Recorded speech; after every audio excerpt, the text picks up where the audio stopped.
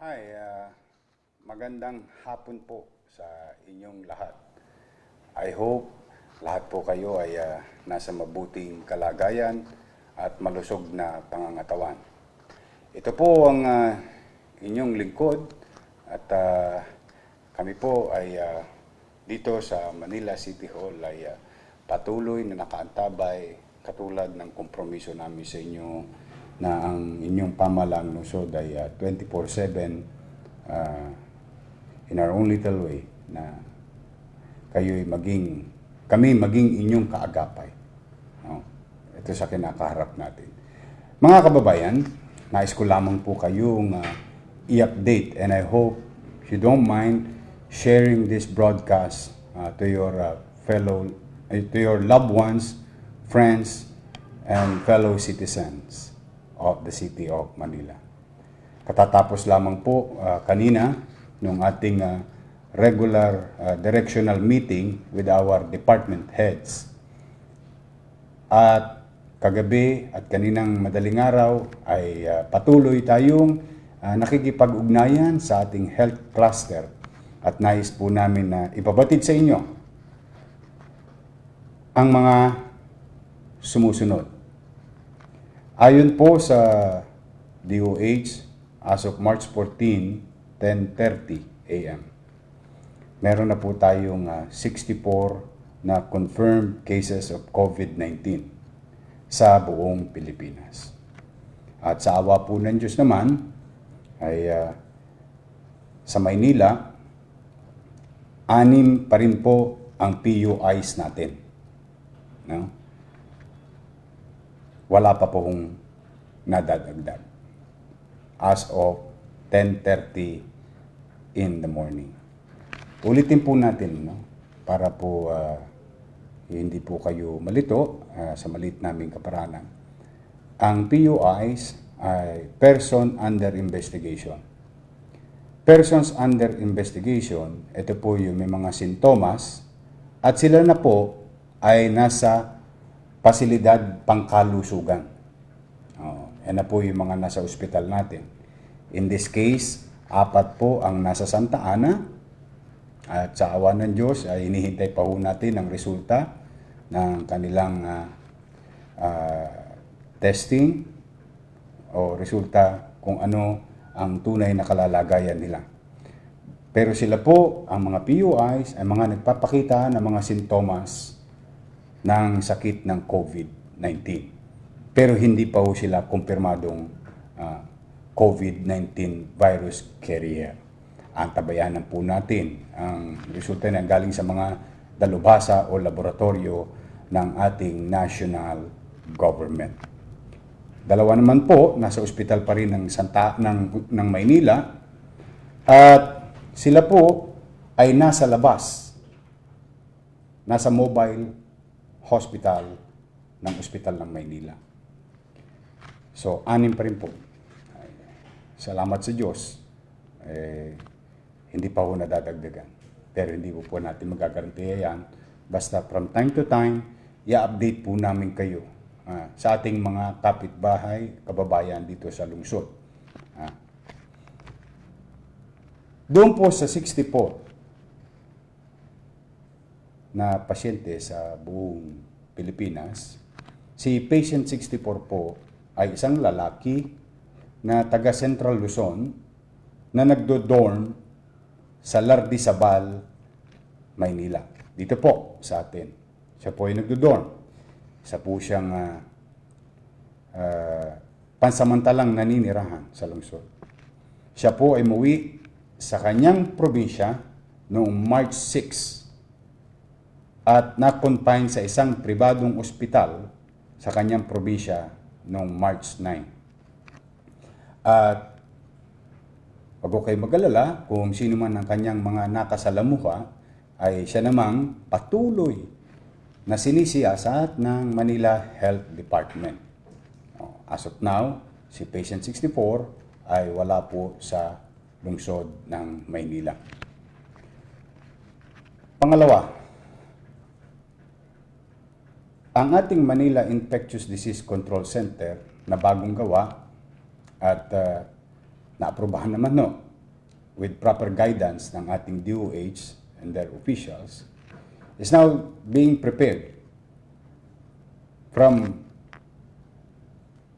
4 rooms.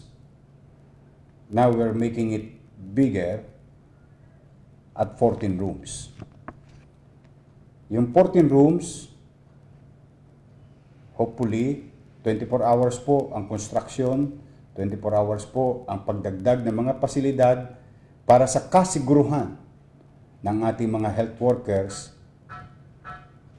na umaharap sa mga posible o carrier ng COVID-19. Yung 4 na pasyente na PUI ng Santa Ana ay nasa ICU, isolated area, separately. Pag sila po ay nag-positive na, ilalagay na po sila sa Manila Infectious Disease Control Center sa Santa Ana rin po sa 10th floor. So far, palalakihin na po natin yung ating Manila Infectious Disease Control Center na bagong gawa. At kung sakasakali dumating ng takdang araw, na wag naman po sana, ay kakailanganin pa natin ng espasyo. Ang Santa Ana Hospital po ay maaari, base sa ating pagpaplano sa COVID-19 or control and contain and delay program natin or strategic plan ng inyong pamalaang lungsod. Maaari po itong convert up to 100 more or less rooms.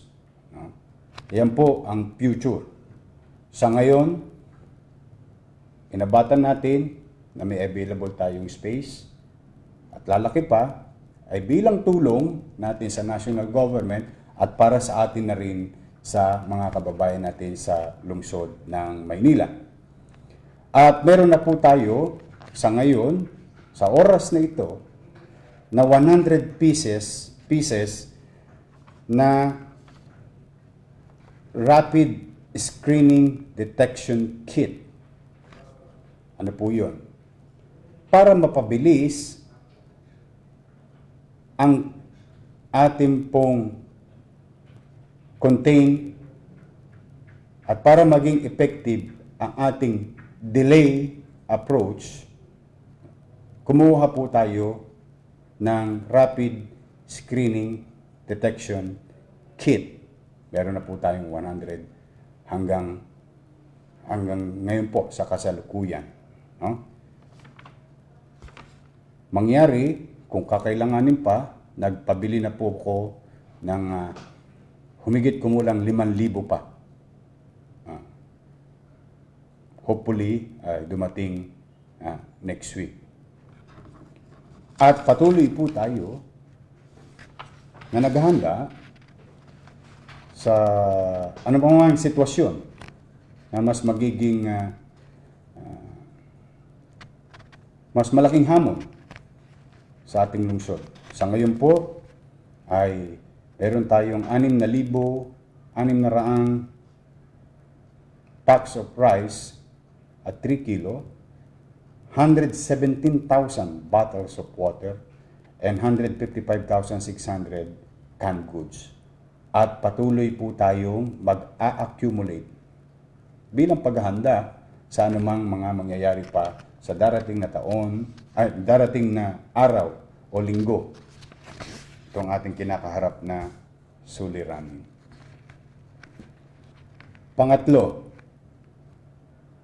kung sakali nalalala ang sitwasyon sa Maynila at maraming sisibol na PUIs, inahanda na po natin ang panibagong pasilidad. Pinagpaplanuhan na po ngayon at inahanda yung ating Delpan Evacuation Center for COVID-19 or Contain and Delay Strategic Plan ng City of Manila as PUI holding area of mild cases no? Kasi po marami po mga kwarto yon. So, instead na sila ay iuwi sa bahay at ma-expose pa kung kani-kanino, maaari nilang maging pansamantalang bahay. Oh, yung ating Delpan Evacuation Center. Pangapat, nirubok ko na po ang lahat ng travel permits, foreign and inter-island trips of all employees of the City of Manila, including barangay officials. Panlima, all city hospitals, public markets, North and South Cemetery shall only have one designated entry and one designated exit. Ito po ay isa sa mga pamamaraan ang tinatawag natin social distancing. Kaya, pakamanibago lang po kayo ng kaunti, wala naman pong masyadong nire-rearrange. It's just that, isa lang po ang pasukan, isa lang po ang labasan. No? And I hope you will cooperate, mga kababayan, for your own good. Panganim, sa lahat ng ospital ng Maynila, hindi na po papayagan manatili ang mga miyembro ng pamilya sa loob ng ospital.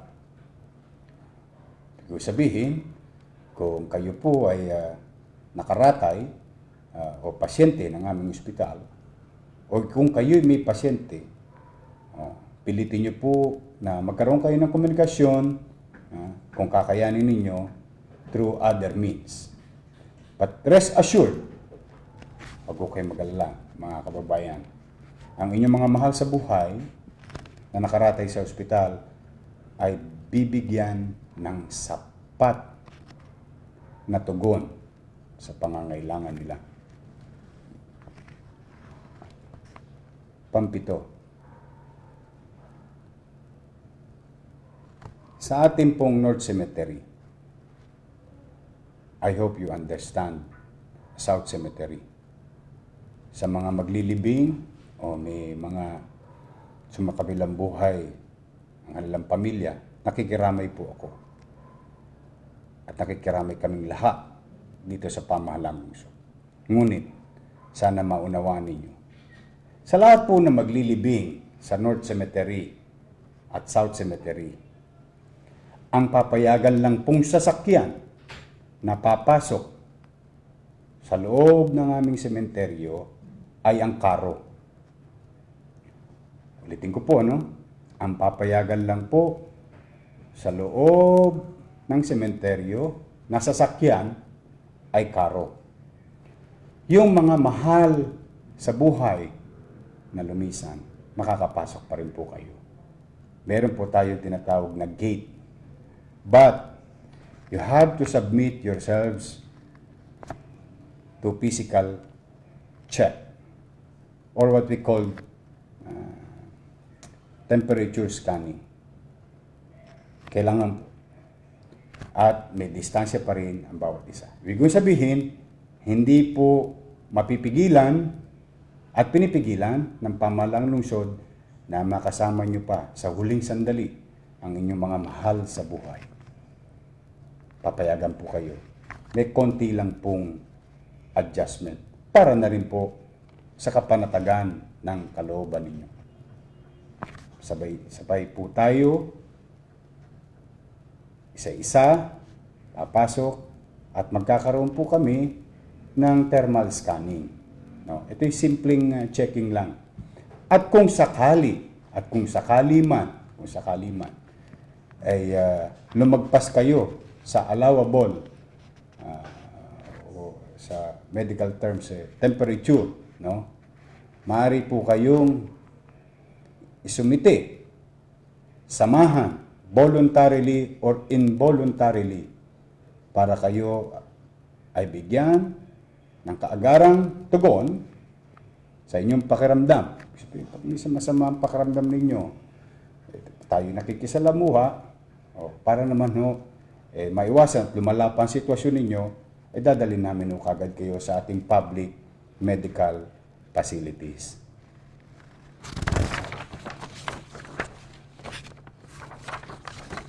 Pangwalo, sa lahat ng bus terminal sa siyudad ng Maynila, mga 15 po yan, magkakaroon po tayo ng kordon. At isa rin po ang sakayan o pasukan sa terminal. And you have to pass through thermal scanning.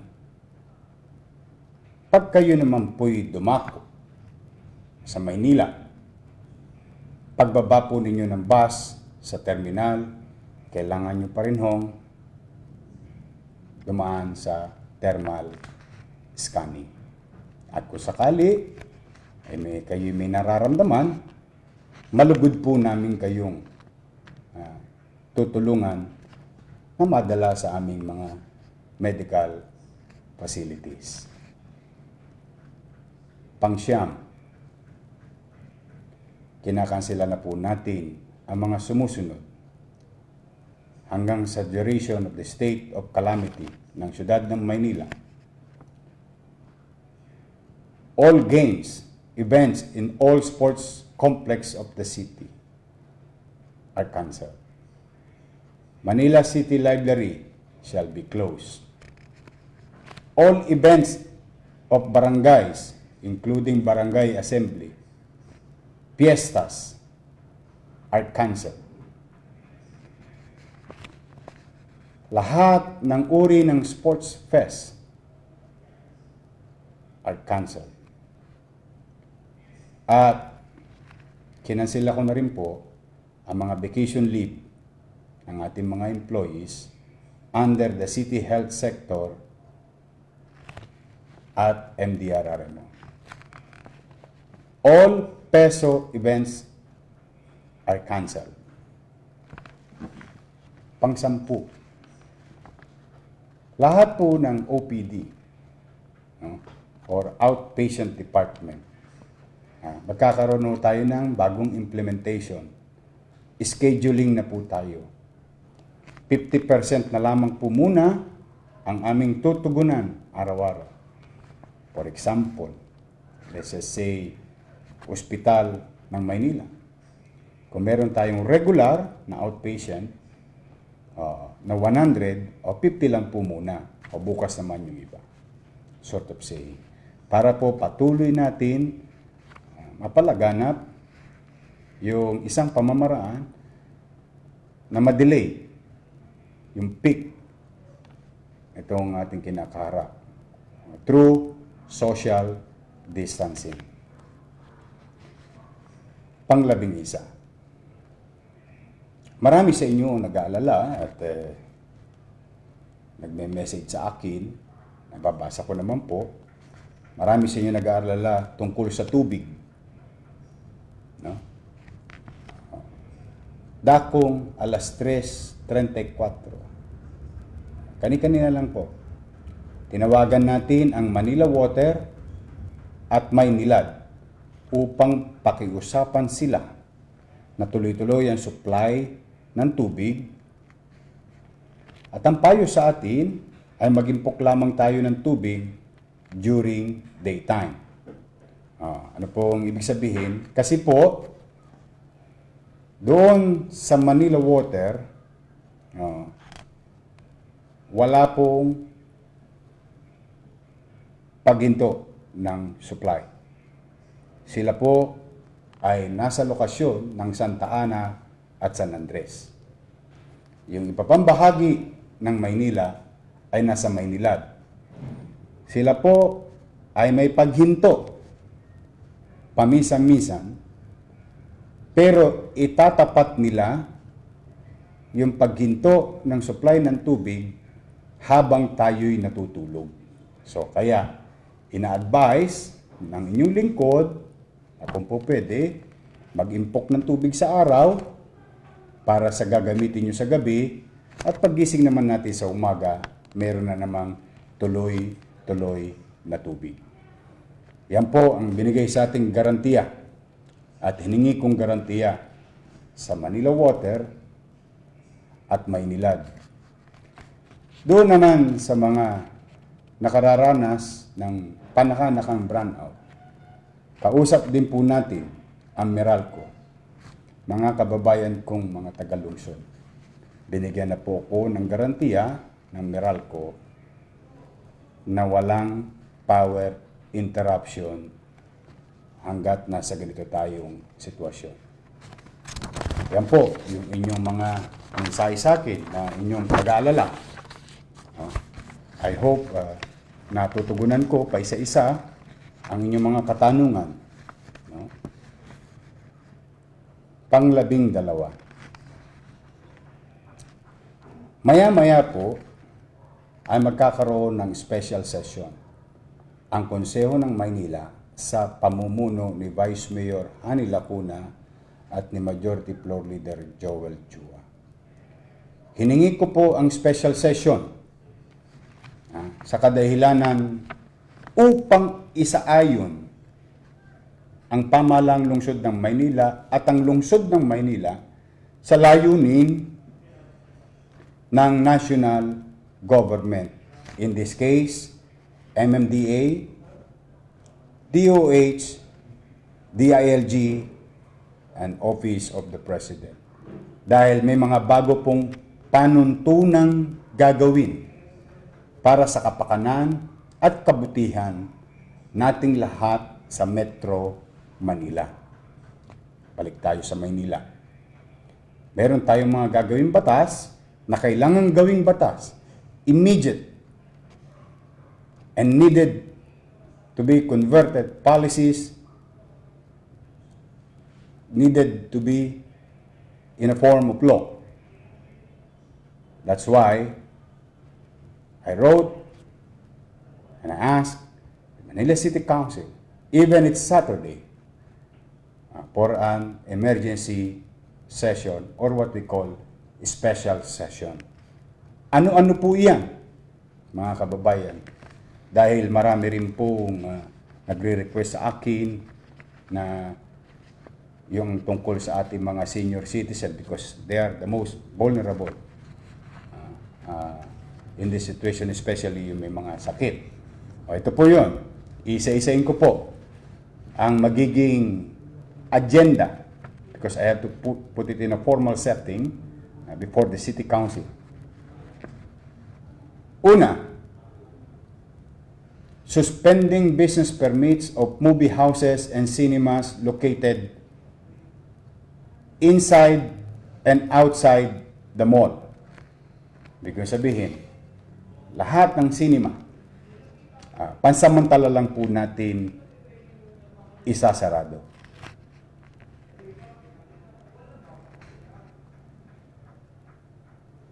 All citizens of Manila aged 18 and above are required to register in the new Manila Residence Identification System.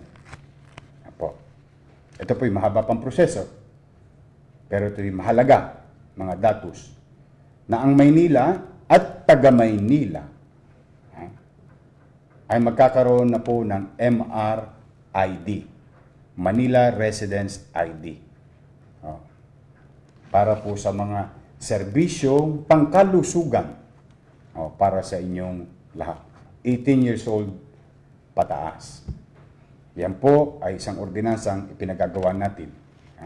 For purposes of accounting, a specific and surgical approach and utilizing our resources, particular na magbenepisyo ay ang ating mga kababayan dito sa lungsod ng Maynila.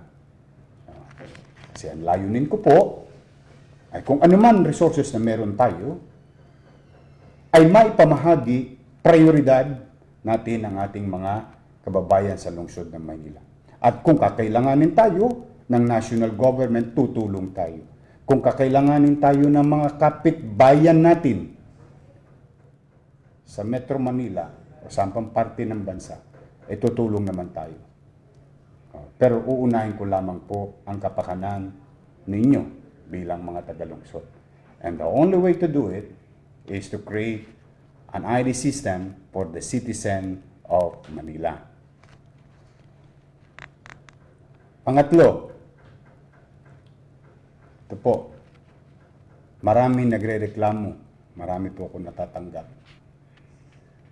Hoarding of goods, medicine, basic necessities during the state of calamity.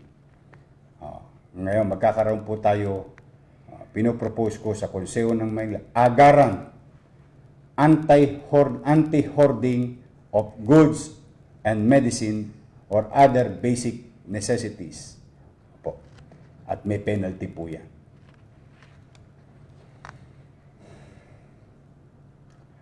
Panlima, magkakaroon po tayo base sa kasunduan na ating sinang-ayunan sa pangunguna ng Department of Interior and Local Government, Secretary Anyo, MMDA General Lim, and the MMC. Magkakaroon po tayo ng pangkalawakang curfew. Sa Maynila, may umiiral na curfew sa minors. Alas 10 hanggang madaling araw. Ito pong batas nito ay may buhay lamang. Ulitin po natin magkakabuhay lamang.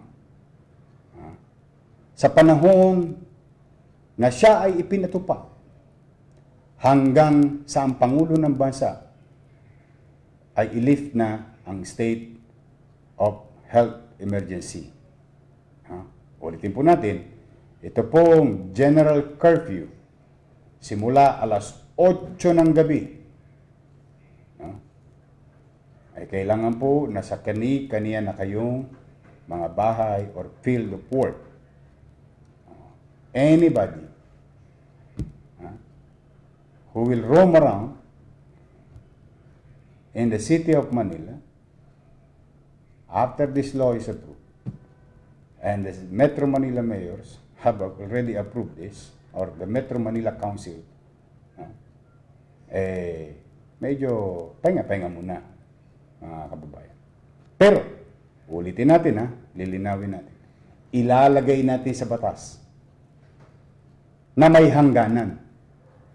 Ibig sabihin, pag tayo po'y panatag na, sana sa awa ng Diyos, mapabilis. Ligtas na, maayos na, o nilift na ang state of calamity ng Maynila at state of emergency ng bansa, mawawalang bisa na rin po yung curfew. Ayan po I hope maliwanag po sa atin sa bawat isa. Panganim, akin pong hinihingi sa Konseho ng Maynila na i-utilize yung 30% quick response fund ng MDRRMO para sa ating pagbili pa, paghahanda pa sa mga darating pang-araw. Katulad ng mga paghahandang ginawa natin sa mga nagdaang linggo. Mga PPEs, medicines, vitamins and supplements for our senior citizen who are most vulnerable. Kasi po, wala pong tugon sa sakit na COVID-19. Pero isa pong pamamaraan ay isang malusog na pangangatawan.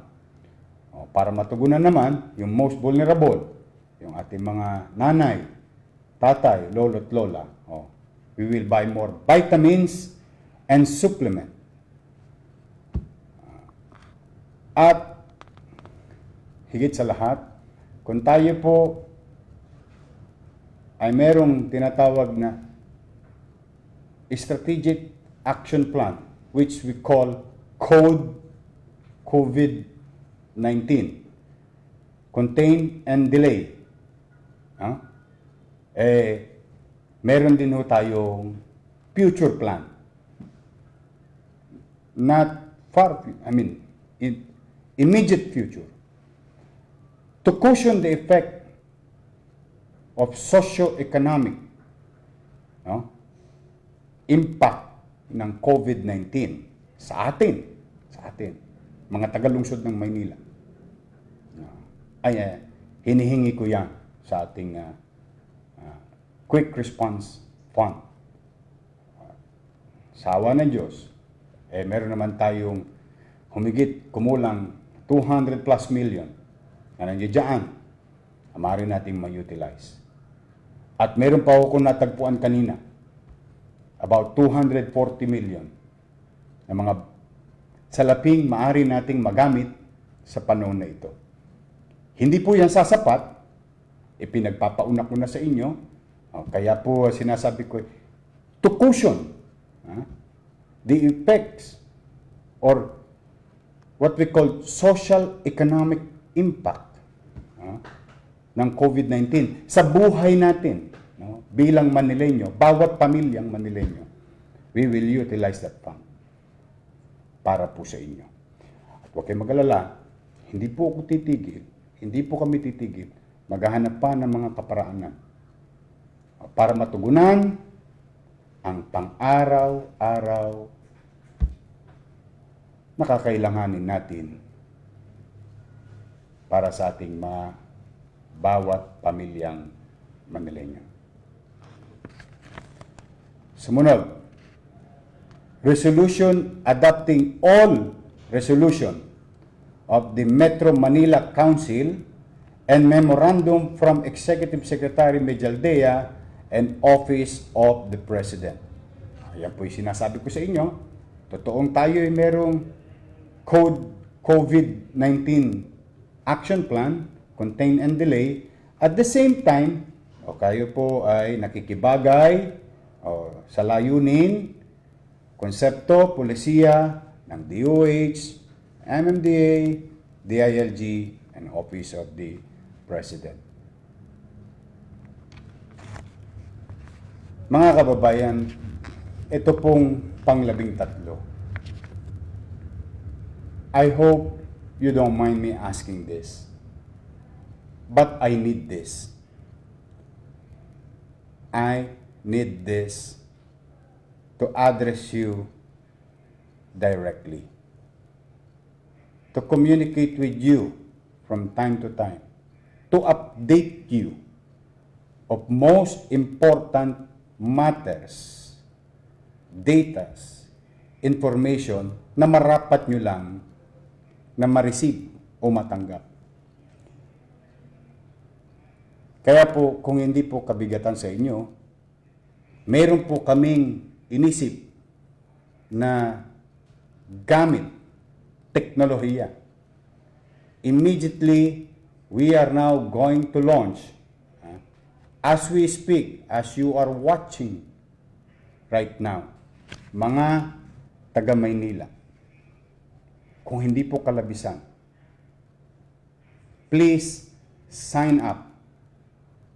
Please sign up at www.cityofmanila.ph.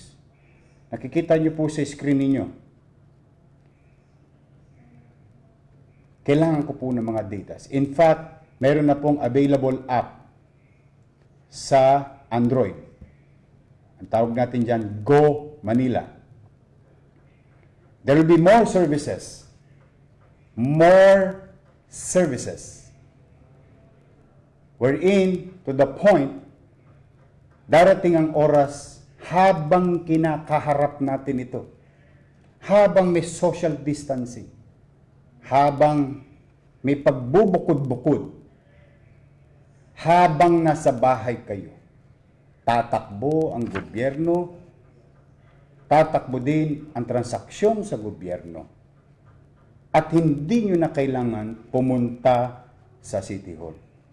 Ito'y aming maliit na kaparaanan na agapan pa yung mga darating na suliranin sa ating lungsod. Kaya, Kung kayo po, mga tagalungsod ng Maynila, mga minamahal kong kababayan, kung kaya nyo po mag-log in, mag-sign up sa Facebook, this is for you. Sign up to www.cityofmanila.ph. Wala pa pong 2 minuto yan.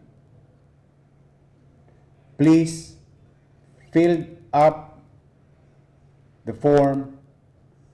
You will have your own profile. Yan ay tulong ninyo sa amin upang kami ay maging episyenteng mapaglingkuran kayo sa mga panahon na ito, mga kababayan. Please, nakikisuyo po ako, buong kababaang loob, www.cityofmanila.ph. From there, we will know and we can reach you, mga kababayan. Let's start from there. And we will have more services through that. This is for you. This is the future of ease of doing business in Manila. But for the meantime, this is for you para sa sitwasyon natin ngayon. So, yan po mga kababayan, mga tagalungsod ng Maynila. Please sign up. Please try to complete all the datas inside para kami maging episyenteng makapaglingkod sa inyo. At maging mas episyente pa, mga kababayan. So, yun lamang po muna ngayon. At mamaya-maya, bibigyan pa po namin kayo ng update. Yung ating medical bulletin with regard to COVID-19 situation of the City of Manila. Pero sa ngayon po, ang panawagan ko, mga kababayan, meron lang pong konting mga pagbabago sa araw-araw nating nakagawian. Pero yung pagbabago na yan ay pansamantala lamang. Para sa kaligtasan, para sa magandang kalusugan ng bawat isang batang Maynila. At yan din, tayo bilang Kapitolyo ng bansa, mga kababayan ko, ay ating tugon at pakikiisa sa national government. Kaya ako po ang inyong lingkod, ang inyong mayor. Umasa kayo. Kulang hindi kami matulog. Kulang na isang tabi namin ang aming mga pamilya. Katulad ng pakiusap ko sa mga empleyado ng lungsod. Dahil alam ko na umaasa kayo sa inyong pamahalang lungsod ng Maynila. Hayaan po ninyo, tutup din po namin ang aming tungkulin araw-araw. Pero samahan niyo po kami. Kami mayroong mga gagawin. Makiisa po kayo. Kami may mga panawagan. Tumugon po kayo. Magtulong-tulong po tayo. Wala pong magmamalasakit sa ating mga batang Maynila, kundi tayo rin kapwa batang Maynila. Kaya po sana patuloy niyong antabayanan ang aming mga panawagan. Dito man lamang maabot namin kayo. At sa iba pang paraan na binigay namin sa inyo. Kaya pag meron tayong konting nakikitang pagbabago, bagong pamamalakad, yan ang lahat ng yan ay pansamantala lamang para na rin sa kabutihan ng bawat isa. So muli po, ito po ang inyong lingkod, maasa, sana patuloy na maging mababa ang sitwasyon ng mga PUIs natin and PUMs. Sana nga, wala po. Sana nga po. Sana nga po. Sana lang. At kaganon man, magkaroon ng presensya sa ating lungsod, we will do our best. Magandang hapon. See you later. Pagpalain nawa kayo ng pong may kapal. Manila, God first. Maraming salamat po.